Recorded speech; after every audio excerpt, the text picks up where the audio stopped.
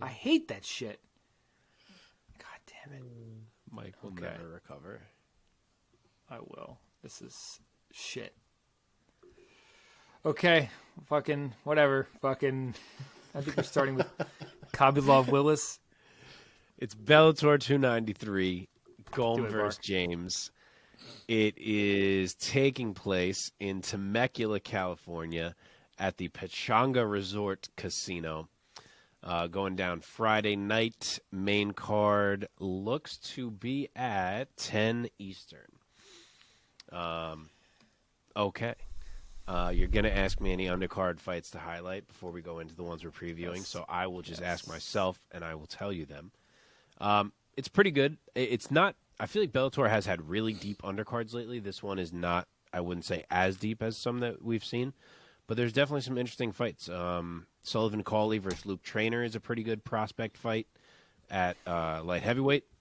Adam Piccolotti's on the card, who recently main evented for Bellator. He's fighting Mandel Nalo. That's a good lightweight fight. Vladimir Tokov against the undefeated Lance Gibson Jr., the son of the former UFC, former Bellator vet, at lightweight. So, yeah, some solid undercard fights to watch for sure. Dude, and also we have to shout her out because this man basically ended his career so she could have one at this point and focus on hers. Maria Henderson is on this card. Oh, is she? I didn't even realize that. Yeah, she will be fighting Mackenzie Stiller, second fight of the night. I want good things for her. I think this is a cool little storyline that I would love to see actually get some traction and some success. So let's go, Maria Henderson. Nice. Okay, let's start with Jaleel Willis versus Rustam Khabilov. So we have Khabilov, the Tiger out of Dagestan, Russia, 36 years old, 24-4, 15 wins by decision. Last won a fight and last fought in November of 2019 for the UFC against Sergey Khandosko by UD. He will be taking on, he's making his Bellator debut, taking on Jaleel Willis, the realist, 31 years old out of Memphis, Tennessee, 16-4 as a pro, coming off of a win over Kyle Crutchmer. Mark, go first. Give us your take and your pick. So, yeah, Lance Gibson was a UFC vet. I corrected myself, and I was right the first time. I don't know why my brain was cramping. Anyway, to this fight. Yeah, freaking Rustam Khabilov back after 3.5 years without a fight since leaving the UFC. I didn't know if we would ever see this man again. He is the underdog here, I assume, because of the layoff and also the fact that he's returning up a division. He's going to fight at welterweight here after being a lightweight through his 10-3 UFC career where he looked pretty damn good. He is plus 125 as the dog. Jaleel Willis is minus 155. And, yeah, to refresh anyone on who might not remember Khabilov, this is a guy who threw Vince Pichel around the octagon en route to a knockout. He beat Jorge Masvidal. He beat Chris Wade and plenty of others. It's tricky to pick this fight between the move up in weight and the 3.5 years of inactivity. I don't know what exactly we're going to be looking at here. And Jaleel Willis is definitely not a walk in the park. You can see he's favored on the lines. He'll be 3 inches taller. He's got a 1.5-inch reach advantage, and he's been looking better and better. I know he's lost 2 out of his last 3, but they were the solid guys, and I feel like you can see the progress. I think his striking is getting better. He's throwing cleaner combos. It seems like he's starting to stuff takedowns with more success. But you asked me to pick this fight. I got to trust in Khabilov's wrestling just based off what we've seen. He's certainly nothing special on the feet. So if he ever got stuck there, it could be interesting. But you know he's going to be looking for the takedown and the control. So I hate picking fights off huge layoffs like this, and this one is crazy. But I'll trust that he's a different level of wrestler than what Willis has seen and that he can drag this down. And Willis has been submitted a few times recently, so I'll say it happens again. Granted, Khabilov is 36 now, which is a lot different than being 32. But I'll take him by round 3 submission. I'll say it takes him a bit to kind of get in the groove, and he pulls it out in the third. Omar, is Khabilov's wrestling pedigree enough for you to overcome A, his age, B, his height disadvantage? He's only 5'8" at 170 pounds. That's pretty short for welterweight, and the layoff. So what's your take? I do think his wrestling pedigree is enough.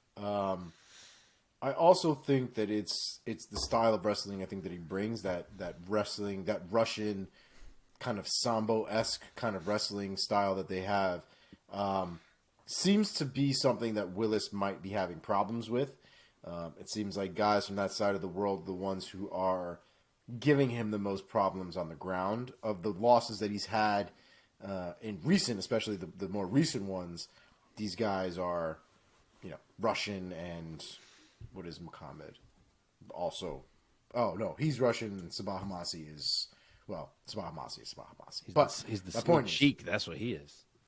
But I do think he's going to have trouble in this one. I actually think it's going to be a little bit more dominant than you may know or people may consider. I think this is one of those things where he's been off for 3 years. He's been working. He wants to get back in there. He wants to put on performance. He wants to show out. And I think he's going to have the ability to do that. I think he's not going to be cutting nearly as much weight. I think he'll have a lot more energy, a lot more explosiveness, and I think his technique will definitely prevail from the advantage, I guess, that he's giving up in size when it comes to the move up to 170 from 155. So I'm going to go with Rustam Khabilov, and I'm going to go with first round submission. It's hard to not like Khabilov, but I will play this other side here. I'm going to say that the age and the layoff is too much. And overall, I'm going to go with the hard-hitting Jaleel Willis to go. I'm going to say unanimous decision for Willis. I think Khabilov is going to be very durable. He's never been finished, but I'm going to say that the layoff and the age is too much. I'll take Willis by a UD. And the size. He's like, for 170. I wonder if the long-term plan is to still be a lightweight, and if this is like I want to get back in the cage fight, sure, or if he really is like going for it at welterweight. But I guess we'll find out. I mean, if the dude doesn't have to cut weight and he's still, I'm all about guys that that don't feel like they need to cut weight. I think it gives them a different gear a lot of the time, especially if they're training hard. Some of these guys, I don't think, fight the same way with extra weight on, though, to be honest. A lot of these guys can tend to be a little slow. But wrestlers, I feel like, especially ones with really good pedigrees, I think they can get away with it. Totally. I mean, sure, but if you're him, are you liking your chances more against Usman Nurmagomedov or Yaroslav Amosov? Like, I feel like Amosov is so much larger. Like, I would rather... Yeah. I mean, I don't know. We'll see.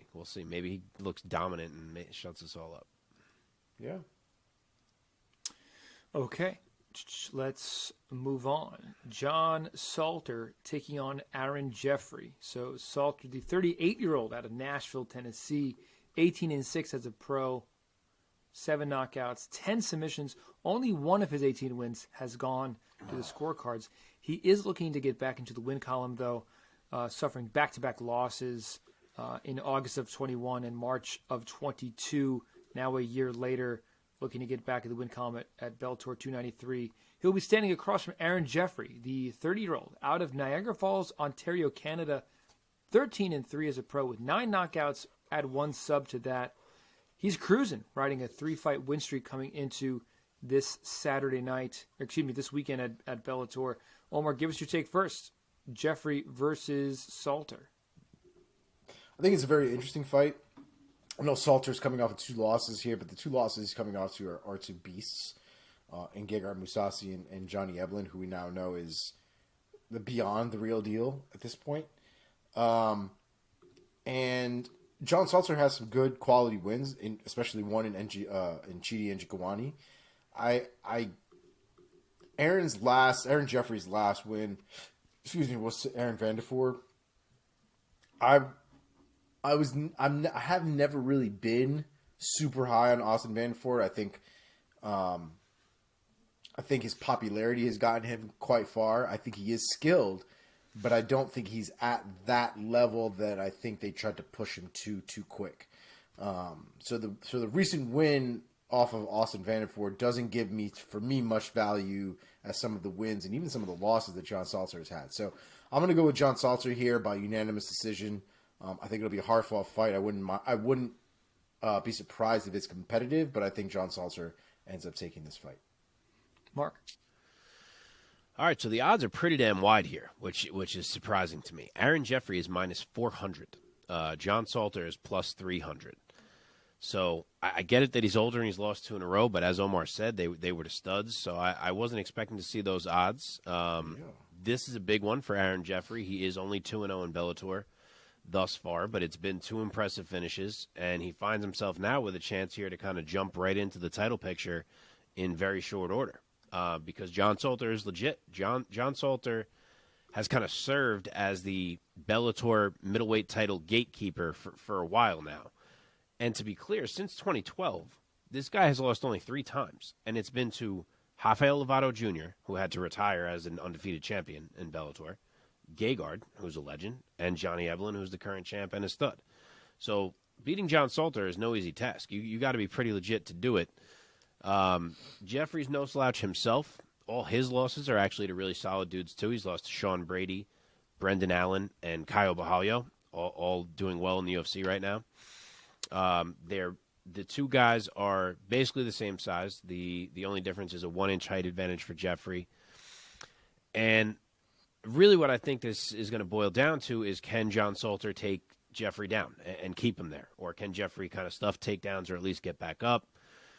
And I look at all those losses Jeffrey has, and yes, they're to guys who can wrestle in Brady, Allen, and Bahallo, but they're all athletes. And I look at the fact that he was able to finish Andre Petrosky only 2.5 years ago, who I feel like is a little more of the grindy type of wrestler that John Salter is, as opposed to like the flash athlete that a Bahallo or Brendan Allen is. And I think maybe that is more telling to what John Salter is going to bring. So I'm going to go with Aaron Jeffery to break through. I think he can stuff a couple. Maybe he gets taken down a couple times, but then he gets up a couple times. Tide starts turning, and he's just looked really dangerous and opportunistic in there. So I'll say he finds a late round 2 TKO. Nice. That'd be big for Jeffrey. Real big. Yeah. Yeah, this is a fight with a couple of heavy hitters for sure. The age definitely favors Jeffrey. I like that, but I'm going to go with the guy with more finishes on his record. I think he's going to have a veteran win here. I'm going to go with John Salter. I think he's going to get him out of there. I'm going to think he's going to sink in a club and sub. I'll say round 3 for John Salter. I can't believe he has 17 finishes in 18 fights. Isn't that I would crazy? not have believed that. I literally looked it up when you said it. I think of him more as like a grinder, but that's a lot of fucking finishes. Yeah. Okay, co-main event, Bellator 293. We go to the ladies' side here. Kat Zingano taking on Leah the Curse McCourt. Alpha Cat Zingano, excuse me. The 40-year-old out of Bloomfield, Colorado. She's 13-4 as a professional. 5 knockouts, 4 subs. She's riding a 3-fight all Bellator win streak coming into this weekend. She is 3 fights into her Bellator tenure, and she is 3-0 under the Bellator banner. She's standing across from the much younger Leah the Curse McCourt, 30 years old, out of Belfast, Northern Ireland. 7-2 as a pro. 1 knockout, 2 submissions on her record, 4 wins by decision. She is coming off a win over Diana Silva, Bellator 285 back in September. Omar, let me start with you. Give us your take and your pick for McCourt versus Zingano. So I think this is a very interesting fight, especially when you consider where Kat Zingano is in her career right now. She's had her issues in the UFC between injury plagues and contract this and all this other nonsense, but she's been on a real tear in Bellator in the last few years. Only's fought once a year since joining Bellator, so she's had, I guess, consistency in that sense, but there hasn't really been a ton of cage time. I guess when you compare some of the other folks here. So the other thing to keep in mind is I don't know what the value of a lot of these wins are, right? They're definitely wins on her record, but what do they really say? What level of competition are we really putting against Kat Zingano, especially with her past and having fought some of the best in the UFC? Leah McCourt, on the other hand, is somebody who is a scrapper. I don't think she has the resume of somebody who has a lot of valued wins. But she's been in Bellator for a minute now. And I think this is one of those things where Zingano's trying to work her way to a title shot and she's trying to string a few wins together. But to me, they don't really say much in the end. I want to hope that this fight is a scrap. I don't really know what Zingano... I don't know where Zingano's cap is anymore because she's not the same Kat Zingano that we've seen in the UFC. I think it could be age, it could be miles, it could be the injuries that are finally taking their toll. But, I think a lot of the way that she fights now compensates for a lot of the issues that I think she has physically and generally has probably grown into over the years. So I don't really know what things are going to look like for Kat Zingano. And I don't want to be the one to be a dick here, but I think Leah McCourt might just pull this one off. I think it's going to be very close. I think it'll be competitive, but I think Leah McCourt is going to have, the youth advantage on her side. I think she's going to have the speed advantage on her side. I want to think that she'll at least be competitive in the wrestling and the ground game, at the very least getting her off. We're keeping her off, I should say. But I think Leah McCourt could do it. I think she has the tools to get this done. I think it'll be hard fought, but I think she wins unanimous decision. Mark. I like that take. I like that analysis of Kat about fighting a little differently because she may be banged up and wear and tear and things like that. She's a huge favorite here, which is mind-blowing to me. If I'm betting this fight, it's certainly on McCourt because I think it's like a coin toss. Kat is minus 440. Leah McCourt is plus 330. It's a tough one to pick. You would think the winner here is probably going to get Cyborg, especially if it's Kat. But who even knows what Cyborg is doing at this point? So, we thought we were going to get Cyborg and Kat a couple times already. But maybe now. Kat is going to be 2 inches shorter, but have a 1-inch reach advantage. She is 40 years old, as you said, as opposed to McCourt's 30, which is a factor. Ugh, I don't know. We haven't seen McCourt get that win yet that makes it feel like she has hit this level. Granted, maybe because it's about to happen right now. But I haven't been super impressed with her. Like, she's pretty well-rounded. She'll look like she's kind of crafty grappling-wise sometimes. She has good cardio, definitely. But if Kat is still Kat in terms of, like, the toughness and the ability to push, I think maybe she can overcome it. I think the wrestling will be the key. And I kind of think maybe Kat can just make it enough of an ugly grind to rely on her experience and find more ways to score en route to the bell. So I don't like picking this fight. Like I said, if I had to bet it, my money is on McCourt as a 3-1 underdog. But for the sake of picking a winner, I will say Kat by decision. Oh, man, oh, man. Yeah, what an interesting matchup here. Just to keep things short here, I'm a believer in Leah McCourt, and I'm also a believer in the age gap here. I'm going to go with Leah McCourt by unanimous decision. I think she's going to have somewhat of a breakout performance, getting the biggest win of her career over the biggest name of her career in Alpha Kat Zingano. And we might see some gloves being laid down on the canvas here by Alpha Kat. My God, she's 40. Stop fighting. Dude, Mike fucking hates old people. Hates them. Dude, I was thinking the same thing. What are you talking about? Them. You never pick the old Bro, people. you are the Leonardo DiCaprio of fucking MMA. Anybody over 25... Salter, so you could actually shut us up right now. Anybody over 25 and he's like, I don't know, bro. I don't think it's happening. Get him the fuck out of there. Put his gloves down. Just turned 30. The age is going to have to catch up to him at some point. Glover Teixeira shut me up about that one, didn't he? Oh, man. I got to start picking old people. Fuck. You just picked Salter. You could actually really put That's that true. right in That's our true. face. That's true. 38-year-old. All right, let's go to the main event. Marcelo Golm taking on Daniel James. You got another chance here. Let's see what you I do. do. So Marcelo Golm, 30-year-old, out of Sao Paulo, Brazil. And so he wins. And so he wins. God damn it. Fuck you guys. We have Golm is 10-3. All 10 of his wins have come by finish. 7 knockouts, 3 submissions. He's riding a 4-fight win streak coming into this weekend. And might I add once again, the first of that 4-fight win streak, I ring announced him at Tauda 11 in Florida back in October 2020. So that's kind of cool to see that somebody I announced is main eventing a Bellator event. Hell yeah. He will be standing across Daniel the Predator James out of Chicago, Illinois. Daniel James is 41 years old. He's 14-6 with 1 draw, 10 wins by knockout, another 3 by submission, so only one of his wins has gone the distance.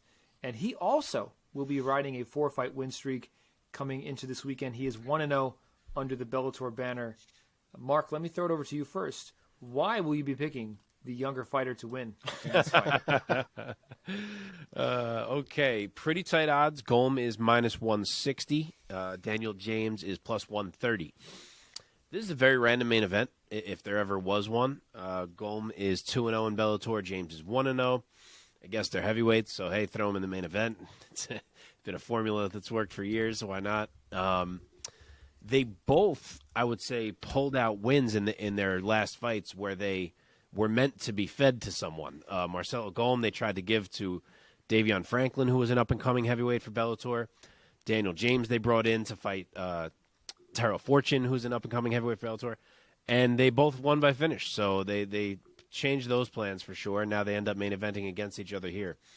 And the winner will kind of take a nice step forward in this division. As we've said before, it's not the deepest division in the world in the Bellator heavyweight division. The size difference is huge. 3 inches of height and 7 inches of reach for Daniel James, who is also the larger guy. So it's a lot. Golm is probably more talented. If you look at his record, his only losses are Tim Johnson, Arjun Buller, who is the one champ right now. Granted, he's been out hurt for a while. And Sergey Pavlovich. So not a bad trio of losses for your whole career. But the size disparity is definitely concerning. So I do still feel like it's kind of a coin toss. I think it's going to be James striking against Golm's grappling. And I think the first question is, can James hurt Golm before Golm's able to take him down? But beyond that is even, can Golm take him down just because of the size and power you would think is on the James side? And you can see he was fighting in Russian promotions, beating guys who you would guess were probably some grapplers. So it's not going to be his first time having to stuff a takedown here. But Golm has a chin. He's tough to hurt. He's 11 years younger, which helps. I'm going to say he can weather some early striking and drag the fight down a time or two, whatever it takes, en route to a sub. I will say Marcelo Golm, round 2 submission. Oh, how about that? Omar, you go. I will jump on the bandwagon of elderly hating. I think Golm is going to do it, man. I think Golm has the tools to take care of it. Daniel James to me is kind of one of those guys to me that he wins. You know, he's got finishes and stuff like that. But again, when I look at the quality of these wins, I don't really see it as much. I think Golm is just a better fighter, man. I think Golm is just better, and I think we'll see it once they actually step in the cage together. I think the size will be difficult at first, but I think Golm ends up catching him in the end. I go second round KO. Yeah, I'm going with Golm as well. The night that I announced Marcelo Golm, he also fought like a 38-year-old DJ Linderman, who was about 40 pounds heavier than he'd ever been. And did DJ Golm Linderman was ever... even younger then. You must have been fucking thrilled. Yeah, Golm was like 28 at the time. Yeah, and Linderman was what, 45? Useless, as Mike would say. Did DJ Linderman ever fight in the UFC? I don't think so. I feel like he fought once or twice in the UFC. Nah. I don't think. But why do we know him? I feel like I feel like he's like a known guy. Anyway. Was he in Strike Force? No, I just pulled him up right now. Nope. No. World Series of Fighting, LFC, Titan. Yeah, LFC. I'm looking now too. He had like 2 Bellator Oh, Bellator. fights. Yeah. Okay. Oh, did we see him fight Rich Hale? That's kind of a name, maybe in Bellator back in the day. I don't know. There is a lot of Golm red was on his this last record. fight. Yeah, Golm TKO'd him in just about 2 minutes. He's So not I've the been only impressed with one. him since, and I've watched him since. He's been on a little bit of a tear in Bellator now. And I absolutely am going with Marcelo Golm, my man. And absolutely, I think he's going to get the finish. You know what? I'll say round 1, TKO for my man, my best friend, my I BFF. knew you were going to say that. He's my best friend, Marcelo. My good time boy. He's on my speed dial, Marcelo Golm.